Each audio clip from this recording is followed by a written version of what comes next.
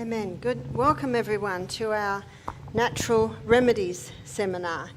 And I'm going to be going through a few natural remedies tonight. You see, the human body was designed to heal itself, and it'll heal itself if you give it the right conditions. And there's a little book that I often use. It's called The Ministry of Healing. And there's a chapter in there called The Physician, the Healer. And it's not just for the physician. It's actually for all of us, because we should be our own doctors. And it says in there that nature's process of healing and upbuilding is gradual, and the impatient, it seems slow. And it says that when you give the body the right conditions, it will start to heal itself.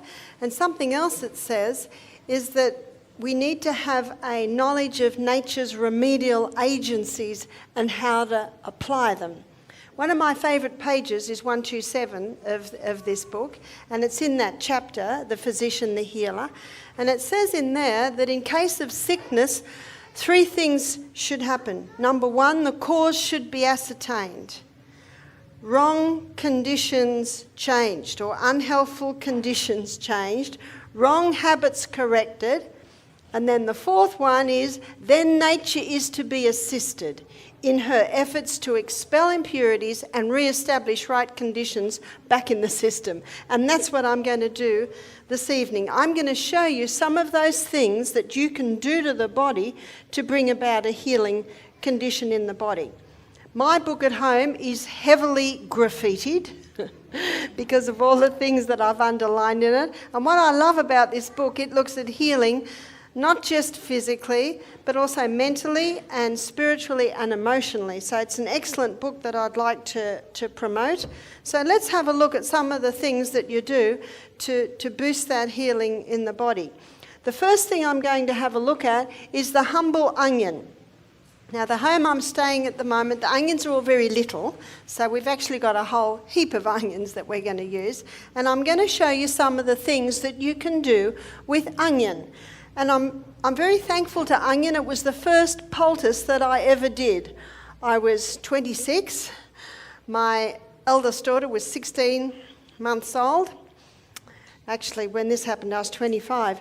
And she got an earache. And because I've been trained as a nurse, and I was interested in back to nature, being a hippie, but I didn't know what to do when the child was sick. So I went to the doctor. The doctor put Emma on antibiotics because everyone said, don't play with the ears, she'll go deaf. Do you know, we should never make decisions on fear. We should make decisions on fact. So, of course, I thought, I don't want my child to go deaf, so I went to the doctor who put the child on antibiotics because he said she had an ear infection. So within about 24 hours of being on the antibiotic, the earache settled down.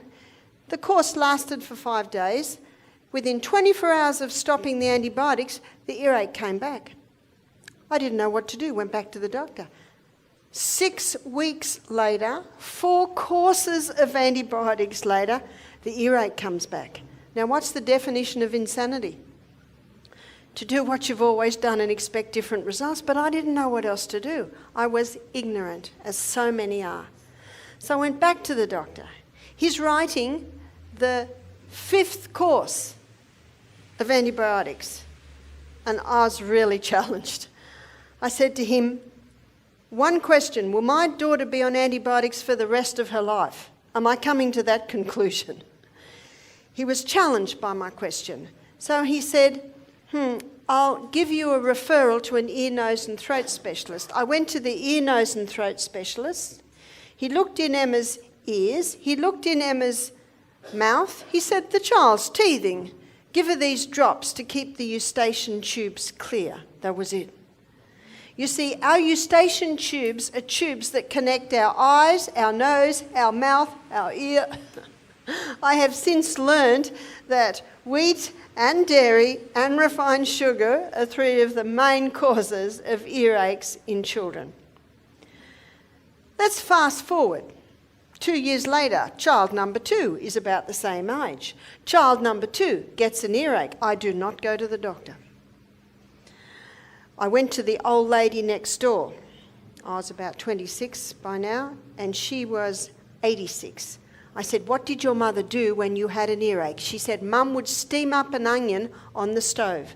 So I went home, I steamed up an onion in the stove. When it was all soft, I wrapped it in a cloth, I put it on James' ear, James fell asleep, James slept for 2 hours. What does that tell you? He's not in pain. James woke up happy.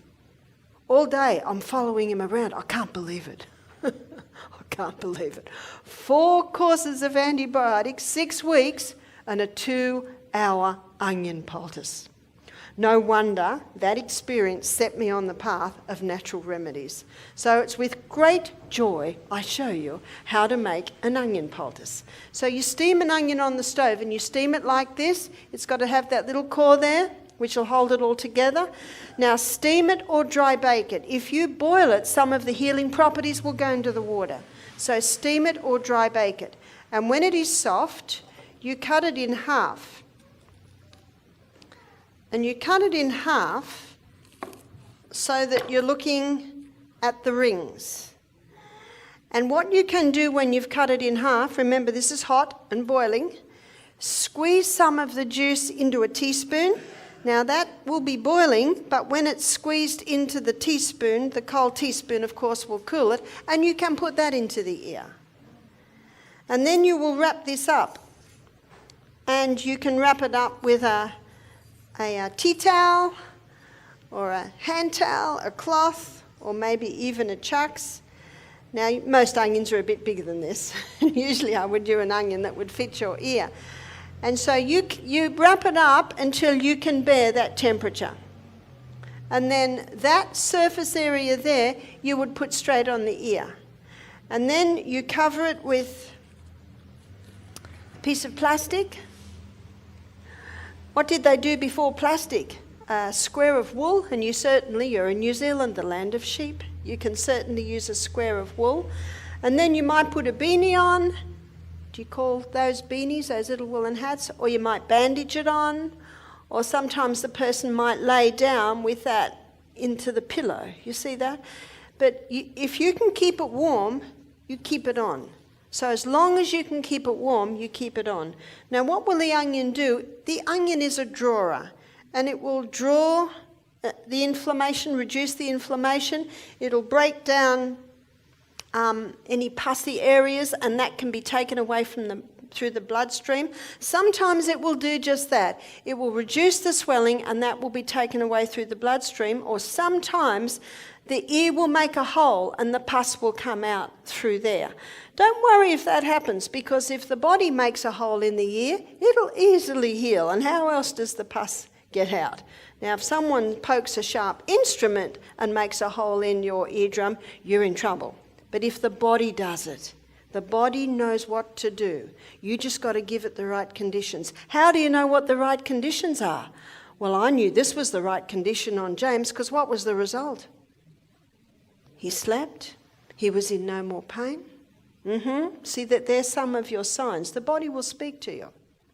So a cooked onion on the ear is one of the best things for earaches.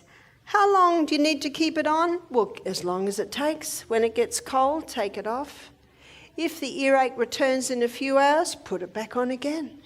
You just keep doing it until the body says enough. In fact, one of our workers, she wore an onion poultice for a week. Every day to come back, so every day she'd go back on. Who are you listening to? The body. And she would get relief. The body's going, that's what I want. After 7 days, no more earache came back. Sometimes we don't know why. This lady eats and lives really well. Maybe something was just coming out from her childhood, or maybe she had a gluten and a dairy intolerance then, and maybe she had a lot of earaches then. You know, sometimes we don't know why. But the body knows why, and it will tell you if this is the right thing to do. Now I'm going to look at there's one other area for cooked onion, and that is on a boil. And with a boil, let's say that knuckle is a boil, you steam it, and of course you don't put the boiling onion right on. You let it cool. It'll cool quite quickly, and when you can cope with it, you put it on, and you put a bit of plastic on and bandage it on. And you might leave it overnight. You might leave it all day. You can leave it for a while, and that onion will draw the waste into itself, and when you take it off, often when you take it off, everything comes out. It's drawn it all into that area. So it brings relief, because what you've got the heat, which will bring everything to it, and you've also got the drawing, healing properties of the onion. So they're the two places that you can use cooked onion. Now we're going to have a look at raw onion. And often when you cut an onion, what happens? You start crying, is that right? And that's a good illustration of what the onion does. It's very good at clearing all the eustachian tubes. So it's a good time to cut up an onion is when you've got a cold. And what you can do with a baby, you can't do a lot with a baby, obviously, but you can, if they have a cold, you can cut up an onion or slice up an onion and you can put it on a plate in their bedroom, and they will breathe in the onion fumes, and it will help to clear the airways. And it's a fairly old remedy that to cut up an onion on a plate will help to take the fumes out of a freshly painted room. Also, if you've got a bad smell in the fridge, obviously you must remove the cause of that bad smell. But if you put a chopped onion on a plate, it can absorb any of the bad fumes that may be lingering after the offending article has been removed from the fridge. So raw onion can be used like that. Now there's another remedy for raw onion, and you might be surprised at this one. And this remedy is for a cough. Let's say someone's got a bad cough, and I'll give you a story to illustrate. I was at my daughter's house in America, and she's got a little 3-year-old boy, and she put him to bed. He had a bit of a cold, and we were listening, and he coughed, and he coughed, and he coughed, and he coughed. And you know what it's like, you just think he'll go to sleep any minute. Half an hour later, he's still coughing. So I said to Emma, get him up and we'll put the onion poultice on his feet. Because up near the face, up near the eyes, it can irritate. So we'll put it on the feet, because the feet are a reflex for the rest of the body. Specifically, the feet are a reflex for the chest, the feet are a reflex for the head, and the feet are a reflex for the abdomen. So what we did was we chopped up the onion, like I'm doing right now, and we got 2 little plastic bags. Now, James is only 3, so little onions is good for a little one. And we put about a tablespoon of onion in one plastic bag, and we put a tablespoon of onion in another plastic bag. And then we put his feet in the plastic bag. So his foot, the bottom of his foot, is sitting on the onion. And then you pull the plastic bag up around his ankle and put a sock on. And then put him back to bed. So what's he got on? He's got his feet in the onion bag. And his feet, the bottom of his feet, where the biggest pores are in the whole body, are sitting on the onion. Now, not one more cough. And he'd been coughing for over half an hour. Not one more cough. Now, I know you're going to be keen to try this one, and it is so simple. Does the onion burn the bottom of the feet? No, it doesn't. And he slept with that on all night, and there was not one cough for the rest of the night. So it's an amazing treatment, so simple and yet so powerful. I had a lady ring me. She was about to be admitted to hospital with pneumonia. She's 23. She said, I don't want to go to hospital. I was admitted a month ago.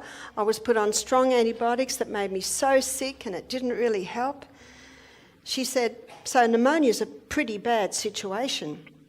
So I said, come, we'll do what we can. We had a program on, so it was convenient.